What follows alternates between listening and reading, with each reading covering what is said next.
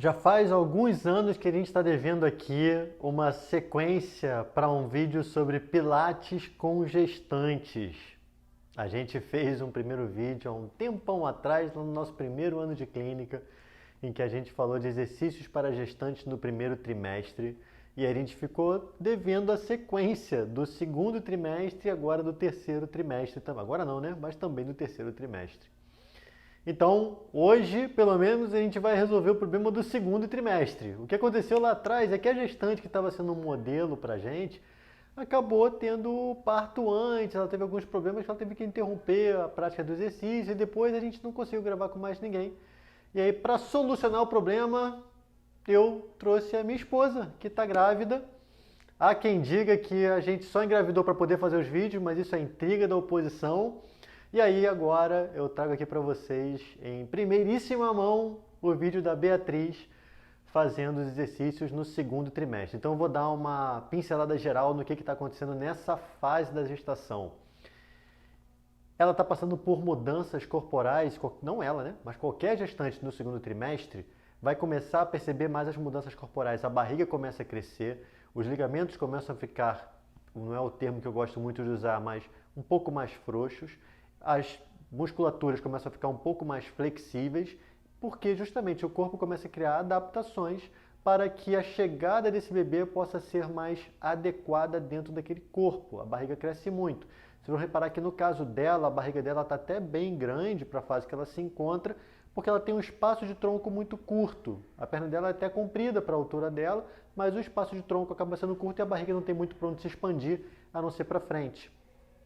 Naturalmente ela começa a sentir muito mais os chutes, os apertões, os movimentos que o bebê faz dentro da barriga para conseguir se arrumar, porque o bebê se mexe o tempo inteiro, a gente sabe, não o tempo inteiro, mas se mexe bastante, a gente sabe disso, e isso gera para ela desconfortos.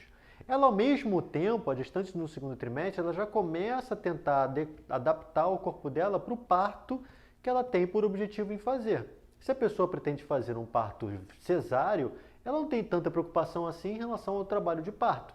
Mas uma pessoa que tem uma preferência pelo parto via vaginal vai ter que ter um trabalho de musculatura pélvica muito mais específico.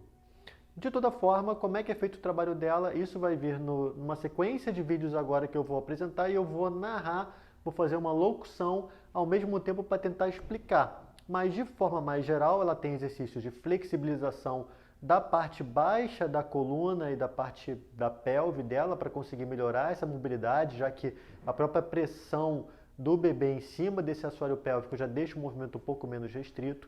Ela tem atividades então de alongamento também e de exercícios de fortalecimento para conseguir melhorar o suporte dela, especialmente para as pernas, que é quem está fazendo a maior parte da sustentação. Equilíbrios, então, exercícios de equilíbrio para o tronco, fortalecimento de pernas, flexibilização e mobilidade da cintura pélvica e da região lombar. Acompanhe comigo. Ela inicia com esse movimento de mobilidade para frente e para trás, depois para os lados e depois rodando. É claro que está curtinho, que é para a gente poder mostrar mais exercício, mas demora mais tempo do que isso. Depois ela faz um exercício de flexibilização. Repara que ela está alongando a coxa direita e a esquerda em posições diferentes, junto com o alongamento do tronco superior, esticando bem os braços. E aí a gente vem para um abdominal disfarçado, esse lateral em que ela tem que fazer a elevação do quadril, tirando ele do barril, ao mesmo tempo mantendo a postura, e esse outro abdominal disfarçado em que ela faz um movimento associado de flexibilização da parte posterior dos membros inferiores e do tronco superior, mas ao mesmo tempo ela a mão da fisioterapeuta pedindo para ela sustentar o abdômen, fazendo uma leve contração abdominal. É claro que tudo isso também está associado à contração da cintura pélvica. Então ela também faz o exercício de estabilização de tronco, mantendo a postura dos membros inferiores de forma estratégica. Essa remada, no caso, tende a desestabilizar o tronco. Vai para outro exercício agora de membro inferior, em que ela tem que manter o tronco dela bem apoiado, sem movimentar muito o quadril. É um exercício estratégico também para a questão do posicionamento de coxa. E também tem esse agachamento com o apoio dos membros superiores, porque ela não consegue fazer o agachamento sem a sustentação dos braços. É claro que eu não posso deixar de agradecer a Gabriela Werber, que é a fisioterapeuta e instrutora da Beatriz aqui no estúdio, 2 vezes por semana, ela que conduz a aula e ela que apareceu aí no vídeo junto com a Bia. E eu quero fazer duas ressalvas antes da gente terminar o vídeo. A primeira é: esses exemplos foram apenas recortes de exercícios feitos em uma aula. Não necessariamente são os mesmos exercícios em todas as aulas. Isso foi apenas um momento, foram exercícios que a gente gostaria de apresentar e escolheu eles, selecionou eles como atividades para mostrar aqui no vídeo.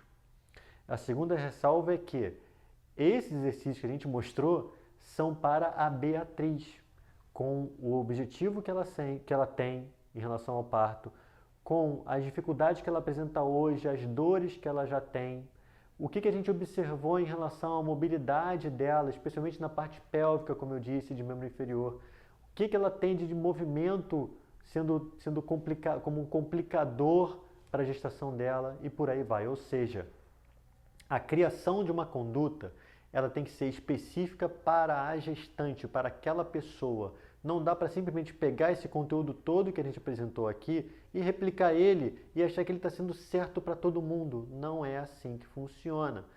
Cada pessoa precisa passar por uma avaliação prévia para aí sim iniciar a atividade de Pilates. Essa avaliação pode ser dentro da clínica, pode ser avaliação apenas do estúdio, existem diversas formas de fazer, mas isso precisa ser conversado e alinhado com a gestante em si. Não é só um copia e cola gigante que a gente pode fazer para conseguir simplesmente reproduzir os exercícios e achar que está atingindo o objetivo da forma certa.